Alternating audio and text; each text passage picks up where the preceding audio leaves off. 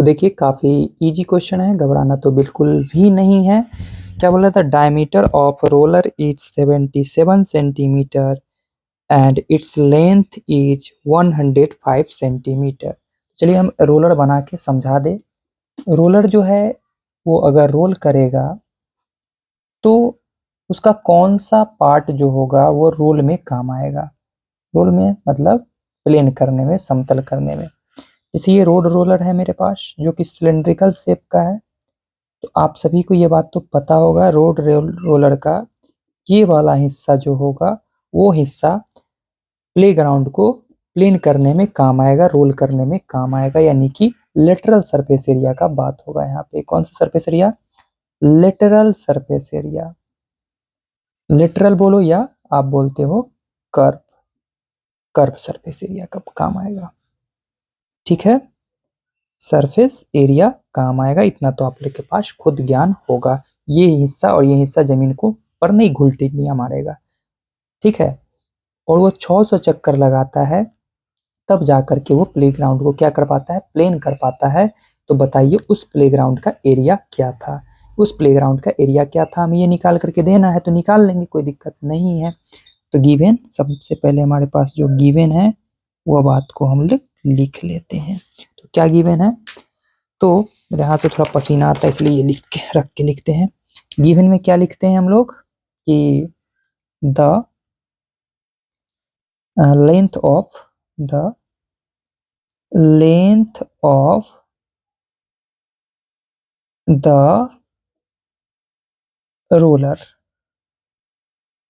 Roller is कितना है?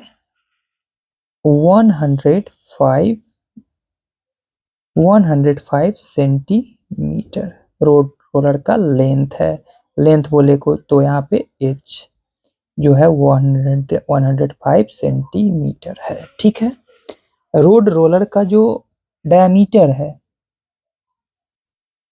Diameter जो है रोड रोलर का, वह जो है वह है 77 सेंटीमीटर। डायमीटर जिसको आप लोग कहते हो डी से रिप्रेजेंट करते हो।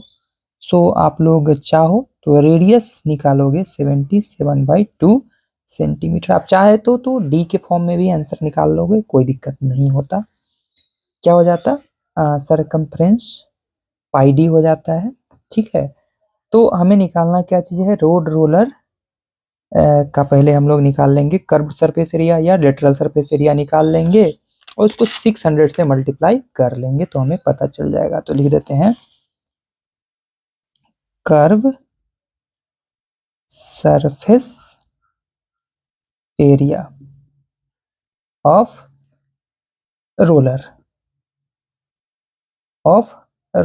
क्या होता है फॉर्मूला? 2πr/h, ये फार्मूला होता है। ये फार्मूला हम लोग यहाँ पे क्या करेंगे? अप्लाई कर लेंगे। ठीक है, वैल्यू डालेंगे 2 के जगह पर तो 2 ही होगा। पाई का वैल्यू क्वेश्चन में कुछ नहीं गिवन है, 22/7 इंटू रेडियस के जगह पर 77/2 इंटू हाइट के जगह पर 105 सेंटीमीटर इंटू सेंटीमीटर स्क्वायर कर दिए। ठीक है, अब देखिएगा, आप देख पाओगे ये 2 से ये 2 कैंसिल हो जाता है और ये 7 से 11 टाइम्स कैंसिल हो जाता है। इन सभी को हम लोग करते हैं मल्टीप्लाई। तो चलिए मल्टीप्लाई कर लेते हैं। ठीक है, बिना समय गवाए मल्टीप्लाई करते हैं। 22 को मल्टीप्लाई करते हैं 11 के साथ एंड जो आता है रिजल्ट उसको करते हैं मल्टीप्लाई 105 के साथ। ठीक है, ऐसा करके हम लोग क्या पाते हैं कि 25410 आ जाता है सेंटीमीटर स्क्वायर। जबकि कितना चक्कर लगाना है रोलर को? 600 चक्कर लगाना है उस मैदान को प्लेन करने के लिए। ठीक है, तो लिख देंगे 600 से मल्टीप्लाई करके। लिख देते हैं if it takes 600 revolutions to level the playground playground, ठीक है। Then the area of the playground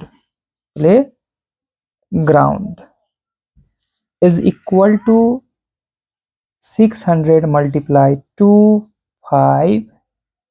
25410 centimetre square, ठीक है।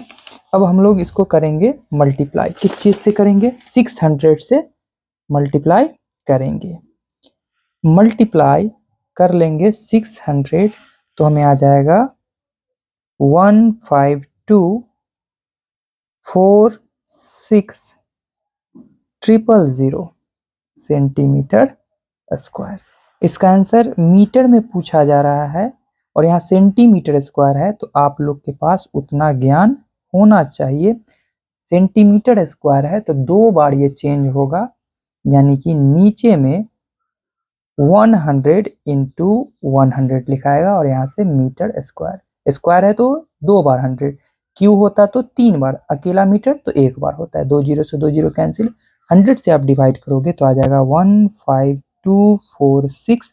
100 में कितना डिजिट है, 2 जीरो है तो पीछे से 2 अंक बाद दे देंगे पॉइंट, यही हमारा फाइनल आंसर होगा। हाँ तो मेरे बच्चों यहाँ देखिए हमसे मिस्टेक हो गया, यहाँ 3 जीरो है, हमने क्या कितना जीरो लिख दिया 2, तो 2 जीरो कैंसिल हो जाता है, तो अब भी 1 जीरो हमारे पास बचा होगा, यानी कि कुछ इस प्रकार का बात आता, सही करके लिख देते हैं 460 आता, पॉइंट 2 जीरो शिफ्ट करा करके ये होता, ये आंसर होगा हमारा, हमने 1 जीरो मिस कर दिया था, ठीक है। या आप ये जीरो से ये जीरो काट लोगे तब भी आप यही लाओगे रिजल्ट, ठीक है। उम्मीद करते हैं आप लोग को समझ में आ गया होगा इसका सॉल्यूशन।